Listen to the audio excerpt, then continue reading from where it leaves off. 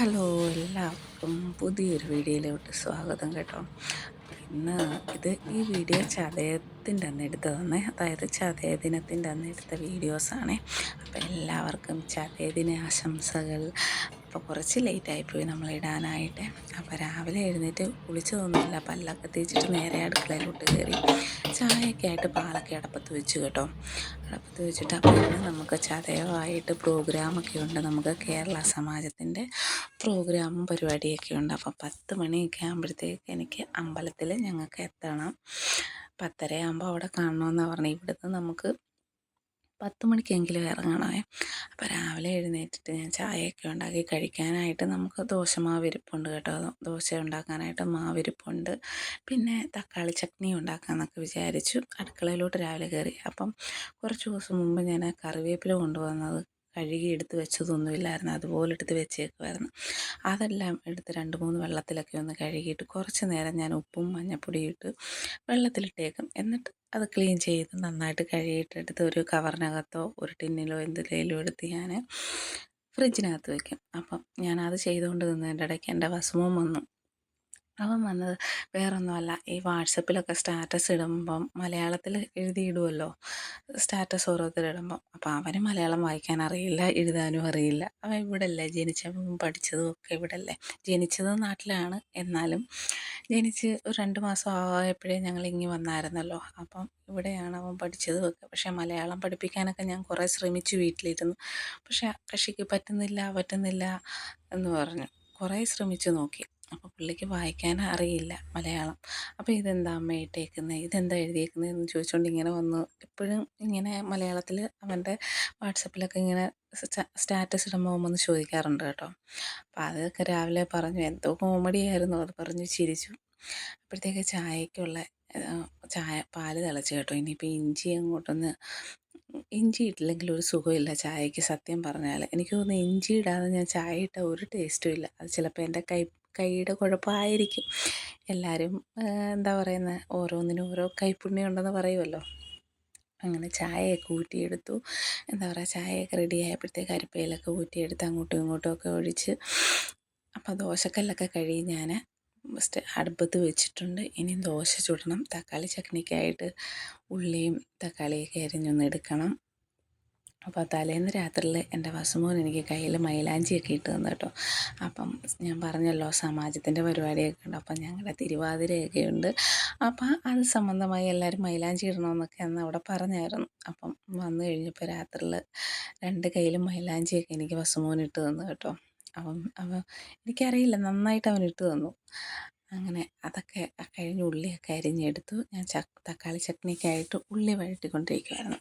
ഉള്ളി വഴറ്റി ഇനി തക്കാളിക്ക് ഒക്കെ അരിഞ്ഞെടുത്തു. അപ്പോൾ എല്ലാവർക്കും ചായയൊക്കെ കൊടുത്തു. എല്ലാവർക്കും എന്ന് പറഞ്ഞാൽ ഞാനും അപ്പൂസും മാത്രമേ കുടിക്കുകയുള്ളൂ ചായ. അങ്ങനെ പിന്നെ കുളിയൊക്കെ കഴിഞ്ഞ് എന്താ പറയുക, ചായ കൂടി കഴിഞ്ഞിട്ട് പിന്നെ പെട്ടെന്ന് ഞാൻ തക്കാളി ചട്നിയൊക്കെ ഉണ്ടാക്കി ദോശയൊക്കെ ഉണ്ടാക്കി കുളിയൊക്കെ കഴിഞ്ഞ് ഞങ്ങളെല്ലാവരും കഴിച്ച് നേരെ അമ്പലത്തിൽ പോകാനായിട്ട് ഇറങ്ങി കേട്ടോ. മണിയിപ്പോൾ 10:15 പെട്ടെന്ന് ഇറങ്ങി. അപ്പം ഞാൻ ഇട്ടിരിക്കുന്ന സെറ്റും മുണ്ടൊക്കെ ഉണ്ട്. ഞങ്ങളെല്ലാവരും തിരുവാതിര കളിക്കുന്ന എല്ലാവരും ഒരുപോലത്തെ സെറ്റും മുണ്ടൊക്കെയാണ്. ഞങ്ങൾ അമ്പലത്തിലെത്തി.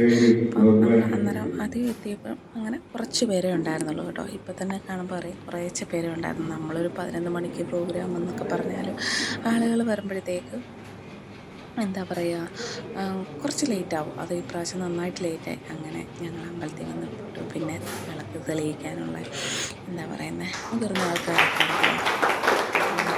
തെളിയിച്ചു.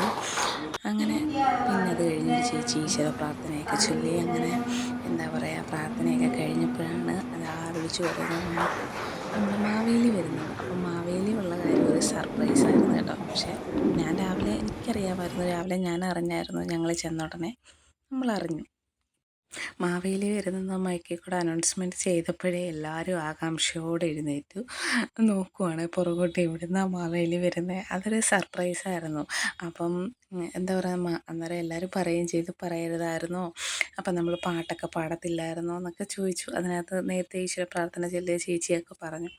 അപ്പോൾ ഒരു സർപ്രൈസായിട്ട് ആ മോന് വരണമെന്നും പറഞ്ഞായിരുന്നു. ഒരു മോനെന്ന് പറയാൻ എൻജിനീയറിങ്ങിനൊക്കെ പഠിക്കുന്ന ഒരു ആളാണ്.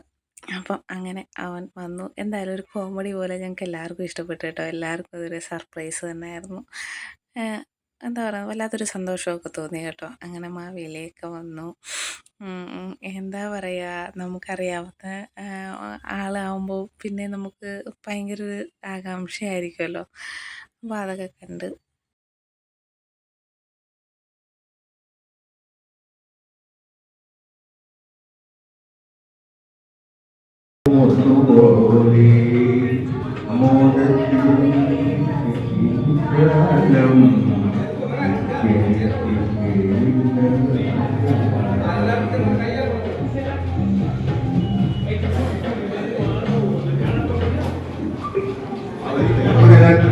ഹായ് ഹലോ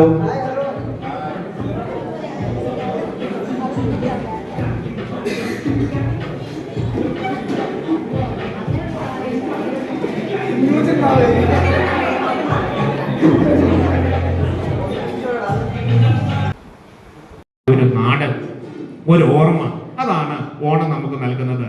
രണ്ടാമത്തേത് ഈക്വാലിറ്റി ആയിരുന്നു. എന്ന് പറഞ്ഞാൽ എല്ലാവരിലും സമത്വമുള്ള കേട്ടു ആരും കണ്ടാ മിണ്ടണ്ട കൊണ്ടുപോയി തിന്നോട്ടെ. പ്രിയപ്പെട്ടവരെ, എന്തുകൊണ്ടാണ് കള്ളൻ ചക്കയിട്ടപ്പം അവൻ ചക്കയിട്ടത് അവന്റെ പട്ടിണി മാറ്റാനാണ്.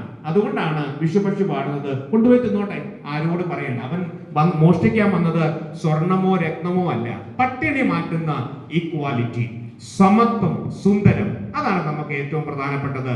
ഏറ്റവും അവസാനത്തേത് സ്വാതന്ത്ര്യമാണ്. എന്താണ് അങ്ങനെ മാവേലിയൊക്കെ വന്ന് എല്ലാവരും ഫോട്ടോ എടുപ്പും അതൊക്കെ കഴിഞ്ഞപ്പോഴത്തേക്ക് പിന്നെ പ്രസംഗം അങ്ങനെയൊക്കെ ആയി കേട്ടോ. അപ്പോൾ ഈ പ്രസംഗിക്കുന്നതൊക്കെ നമ്മുടെ പള്ളിയിലച്ഛൻ ആണേ. അപ്പോൾ ഇവിടെ അങ്ങനെ ഈ ഇന്നൊരിതൊന്നും ഒന്നുമില്ല, എല്ലാവരും വന്ന് കൂടുന്ന ഒരു സംഭവമാണ്. ഇപ്പം അമ്പലത്തിൽ വെച്ചെന്ന് പറഞ്ഞാൽ അമ്പലം അപ്പുറത്താണ്, അമ്പലത്തിൻ്റെ അടുത്ത് ഇപ്പുറത്തായിട്ട് ഇതുപോലൊരു ഹോളുണ്ടാവും. അവിടെ വെച്ചാൽ പ്രോഗ്രാമൊക്കെ നടക്കുന്നത്. അങ്ങനെ ഓരോരുത്തരായിട്ട് മുതിർന്നവരൊക്കെ ഉള്ളവർ പ്രസംഗമൊക്കെ കഴിഞ്ഞു, പ്രസംഗമൊക്കെ നടത്തി. അപ്പം ഞങ്ങൾ ഭയങ്കര വെയിറ്റിങ്ങിലാണ് കേട്ടോ. കാരണം ഒരുപാട് ലേറ്റായി, പ്രസംഗവും കാര്യങ്ങളും ആളുകളൊക്കെ വന്ന് ചേർന്നപ്പോഴത്തേക്ക് ഒരുപാട് ലേറ്റായി. അപ്പം ഞങ്ങളൊക്കെ ഇവിടെ ഇരിപ്പുണ്ട്. അങ്ങനെ പ്രസംഗങ്ങളും ചർച്ചകളും ഒക്കെ ആയി ഇങ്ങനെ നിന്നിട്ട് അപ്പം നമ്മൾ തുടക്കം ചെന്നപ്പോൾ ആളുകൾ കുറവായിരുന്നു. അങ്ങനെ കുഴിഞ്ഞ് ആളുകൾ നന്നായിട്ട് വന്നു കേട്ടോ. ശരിക്കും ആൾ ആയി ഇപ്പോൾ. എന്നാലും മലയാളികൾ കുറവാണ്. അടുത്ത പ്രാവശ്യം ഇത്രയെങ്കിലും ഉണ്ടാവുമെന്നൊന്നും നമുക്കറിയത്തില്ല. സത്യം പറഞ്ഞാൽ അതൊക്കെ ഓർക്കുമ്പോൾ സങ്കടം വരും. ഓരോ വർഷം കഴിയുമ്പോൾ ഓരോരുത്തരും പിരിഞ്ഞ് ഇങ്ങനെ പോവുമല്ലോ. എല്ലാവരും ഇവിടുത്തെ ജീവിതമൊക്കെ മതിയാക്കി നാട്ടിലോട്ടൊക്കെ എല്ലാവരും സെറ്റിലാവും. അപ്പോൾ അങ്ങനെയൊക്കെയാണ്, ആളുകൾ ഓരോ വർഷവും കുറയും. അപ്പോൾ അത്തപ്പൂക്കളമൊക്കെ ഇട്ടിട്ടുണ്ട് കേട്ടോ നന്നായിട്ട്. അതായത് നമ്മുടെ ഈ ഇരിക്കുന്ന മാവേലിയുടെ കരവിരുതാണ് ആ അത്തപ്പൂക്കളം. അതായത് ആ കൊച്ചു ഉറങ്ങിയപ്പോൾ തന്നെ രാത്രി 2 മണി കഴിഞ്ഞു എന്ന് പറയുന്നതായിട്ട് ഈ അത്തപ്പൂക്കളമൊക്കെ ഇട്ടിട്ടേ. അപ്പോൾ ഇതൊക്കെ കഴിഞ്ഞ് വന്നപ്പോഴത്തേക്ക് ഓരോ പ്രോഗ്രാമൊക്കെ സ്റ്റാർട്ട് ചെയ്തു കേട്ടോ. ഓരോരുത്തരായിട്ട് പാടാനുള്ളവർ പാടുക, ഡാൻസ്. അപ്പോൾ അങ്ങനെ ഓരോ കണ്ടില്ല, ആ മോളൊക്കെ നന്നായിട്ട് ഡാൻസൊക്കെ കളിച്ചു.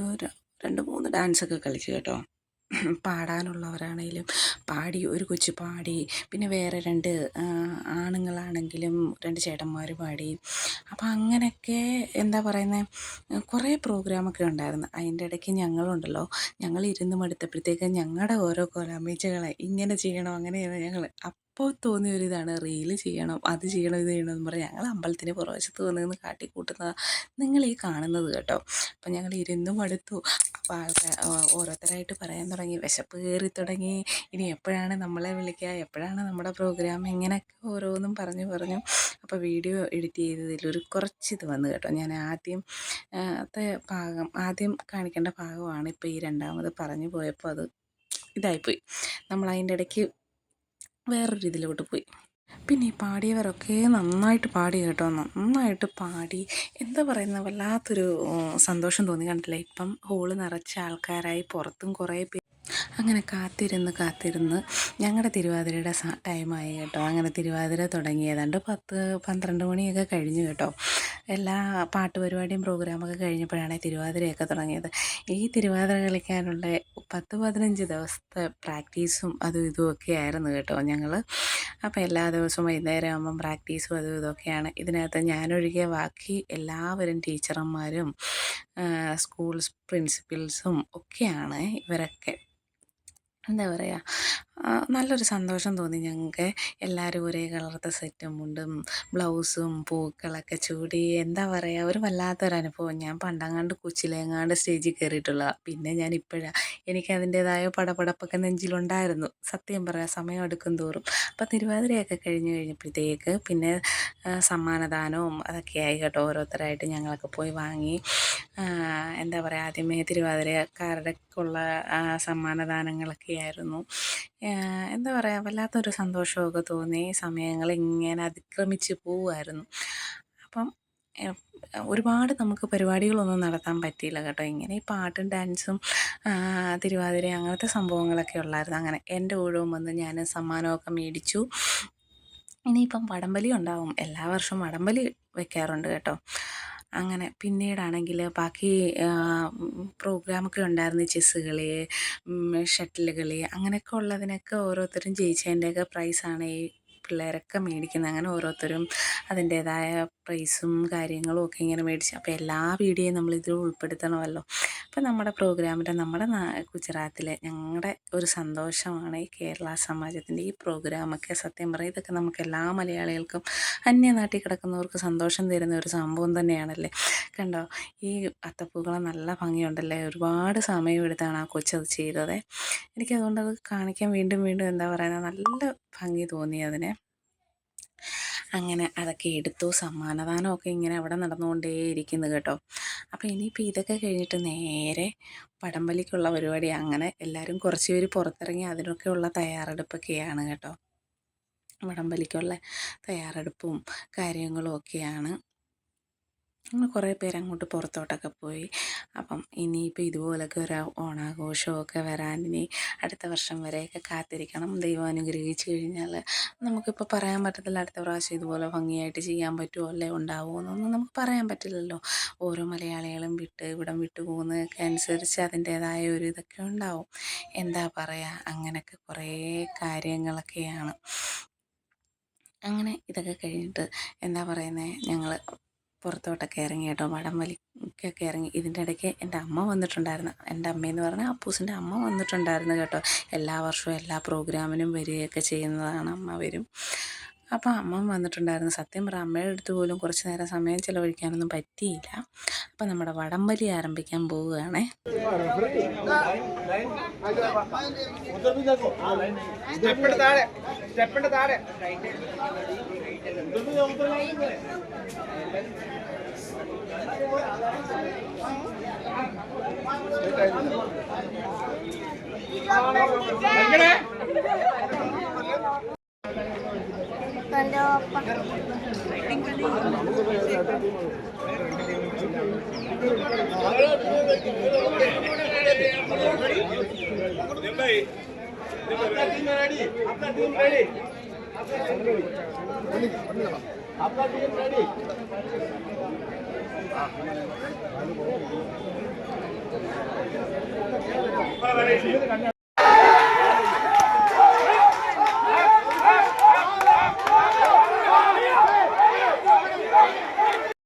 അങ്ങനെ ശക്തമായ വടംവലി നടക്കുകയാണ്.